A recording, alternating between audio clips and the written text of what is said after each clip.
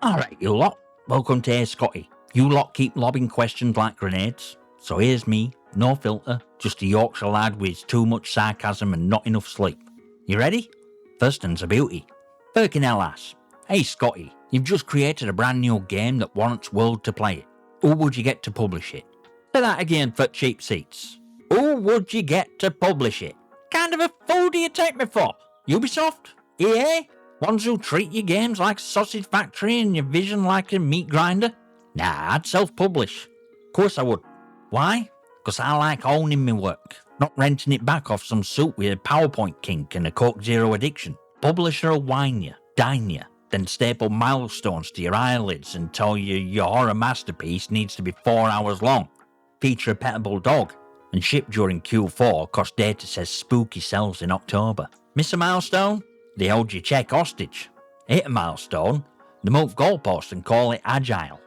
They'll wrap your game in a live service skin shop, slap a battle pass on your inventory, and then send a chirpy email when servers catch fire.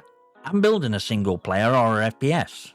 No battle pass, no slot machine, just tension, logic, and encounters that hit like a brick through a quiet window. Right now, ugly grey boxes and placeholder screams, and I love it. Will it go viral? Doubt it. Do I care? Not like they do. If 10 people finish it and 2 of them message me at 2 AM saying they had to turn lights on, I win.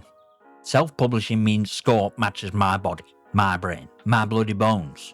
No crunch, no heroics. If gun sounds too clean, I dirty it.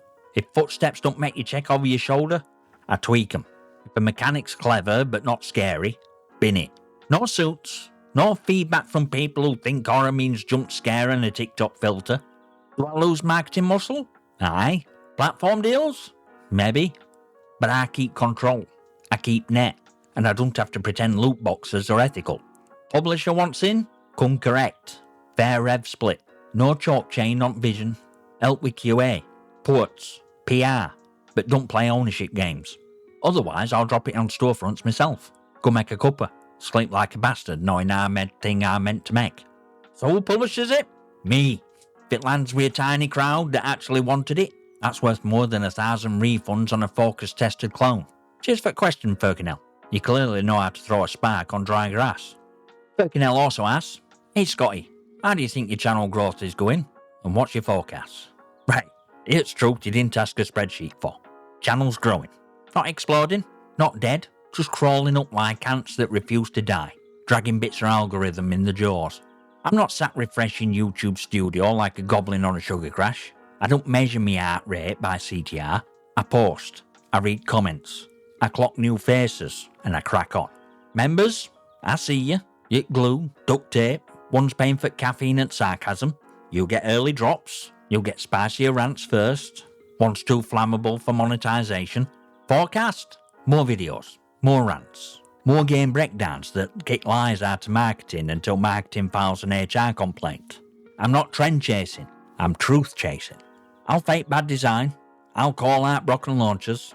I'll dig into patch notes like I'm looking for buried treasure in a bin fire. If algorithm likes it, great. If not, we shout louder. Do I care about numbers? Aye, enough to respect people behind them, but not enough to juggle just cause some bar chart had a wobble. This into circus. It's a bloody workshop. If 2 people watch and say, that hit the spot, I win. If nobody watches, it's still a win, cause this is therapy. Some folks jog, some folks knit. I shout at broken systems into a mic and feel human again. Getting thoughts out is a win. If it helps me and helps a few of you, job done. Goals for year? Tighten upload cadence. Streamline short pipeline. More members only drops. Collabs, but only with creators who don't smell like sponsorship. Maybe a live stream or 2 where I dissect patch notes while kettle screams. The forecast is simple. We keep truth turning. We keep turning up. Keep telling truth. Keep humour sharp and standards sharper. Cheers again, Birkinell. Keep those questions coming. You're 2 for 2, and I ain't scared yet. Fire up friendly arsonist 9195 asks, Hey Scotty, what's more annoying? Woke or anti-woke? That's like asking what's worse. Stepping on Lego or sitting on a plug. One makes you scream, other makes you sterile. And neither one's fixing bloody netcode. On one side, you got woke warriors booting the door up and screaming, "Why aren't your NPCs vegan pansexuals with a gluten allergy?" They want every fantasy world to look like an HR seminar hosted by a Tumblr post. Orcs can't just be orcs. Nah, they gotta represent Six Flags, a backstory about microaggressions, and probably a soy allergy. And you got anti-woke crybabies forming at mouth cause a woman made it onto cover. "Oh no, a character that intertwined bloke with stubble, civilization's collapsing." Shut up, both of you. You rage about representation like your KD depends on someone's pronouns. You've never played a game sober or at all.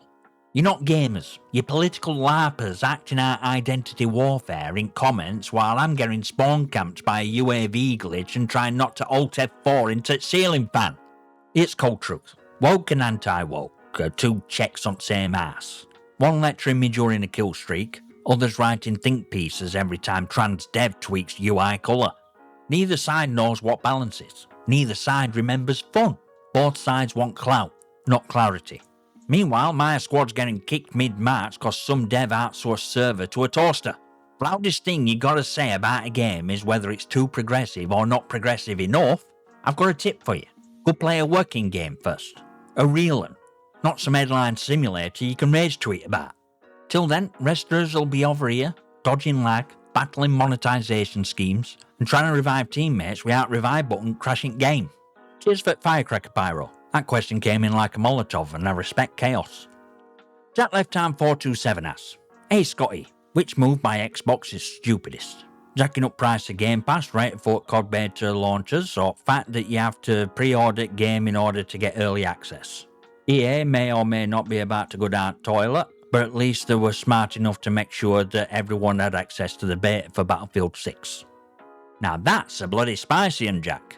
First off, let's correct record. You didn't have to pre-order COD.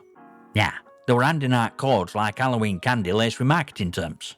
Watch COD next for an hour, or toss a pity view at one of their 100 corporate streamers and boom, early access. Still bollocks, just a different flavour. But Game Pass price hike, right before COD beta hits. That's not just stupid. That's trousers down daylight robbery. That's mugging your own fans on way into a burning cinema. It's greed with a spreadsheet. It's Microsoft looking at biggest FPS that year and saying, "Right lads, rates rent to fork punters move on." And it backs up every bit of that Bloomberg report. One where ex-employees spilt beans that Xbox lost $300 million in Call of Duty sales last year. Game Pass didn't save them. It didn't even spark. It sat there flaccid while Amy Hood stared at books and said, "Where's my fucking money, Phil?" They thought slapping COD on Game Pass were a flex, but it just handed Sony a win. 82% at sales. Xbox sat there holding party balloon and crying into Phil Spencer hoodie. Meanwhile, Casual Brigade in my comments are like, "But bro, skins made $6 billion, bro." Alright, Einstein, if it's all gravy, white layoffs, white panic pricing, white influencer bribes wrapped in beta codes, cause ships taking water and captains still asking for tips. And final insult, EA, human error of publishers, actually showed up and didn't cock it up. Battlefield 6 beta dropped for everyone. No paywall, no hostage drama, just here's game, have a go. That's called confidence. Microsoft might want to borrow some. So what's dumber, Jack? Ike or hostage beta? It's Ike. Always Ike. Because that proves they don't care if you play. They care how much they can charge you for a chance. Appreciate question, Jack. Fatting it like a dentist with no anaesthetic. Ages 444, that's a big one. I might be odd one out here, but I'll say it. I don't think Battlefield 6 is going to be as good as people hope. I played beta and had fun with it, but destruction seemed watered down compared to previous Battlefields and finals. Movement, overall, not just exploits, felt limited in my opinion. Battlefield 1, Battlefield 5 had better options for mobility, since you could climb over walls higher than you. One big improvement that I felt added on were dragging and reviving down squad mates. I'm sticking my neck out and I'll take my lumps if need be. But if Battlefield 4 being my favourite out at franchise and Battlefield 1, Battlefield 5 improving choice and mobility, along with being a finals player, do I have valid criticisms? Or am I just being too harsh on game? Is it an unfair comparison even? Nah mate, you're not odd and out. You just want a few brave enough to say it without being smashed by a fanboy swinging BF4 discs like Nunchuk. You said destruction feels watered down. Bang on. compared to finals, it's practically foam. Let's not forget finals were built by the same lunatics that made Bad Company 2, kind of devs who thought, what if map didn't exist by end of match? Yeah, of course it smashes Battlefield. Comparing those two ain't unfair, it's just honest. As for movement, spot on again. Battlefield 1 and Battlefield 5 let you move like a feral goat in caffeine, bolting, climbing, flanking like it was second nature. Battlefield 6 feels like trying to park a shopping trolley in a gravel car park. It moves, but not where you bloody want. That dragging and reviving squad mates thing though, that's gold. That's bit they did get right. Immersive, gritty, reminds you it's meant to be a teen shooter, not just 64-player deathmatch with fancy hats. So no, you're not being harsh. You're being real. It's valid. It's needed. Because hype train's already halfway to Disappointmentville and it's not stopping for nuance. Battlefield 6 could be good, but it's not above criticism. And if it wants to sit at the same table as Battlefield 4 or finals, it better bring more than fancy lighting and half-baked destruction. You're not a hater. You're a medic with a functioning brain and no patience for marketing fluff. Thanks for the question, Ages. It's a proper field report, not a fanfic salute. And there you have it. You lot brought heat, real questions, no fluff, no pity. Exactly how I like it. And I'm sure there's at least one exec currently checking if Yorkshire sarcasm counts as defamation. If you made it this far, you're not here for clickbait. You're here because you want gaming rants that hit like a rusty pipe to the soul. Respect. See, it's deal. Like, subscribe and all that bollocks. Drop your own questions and comments below. I will read them. I might answer. And I definitely won't sugarcoat it.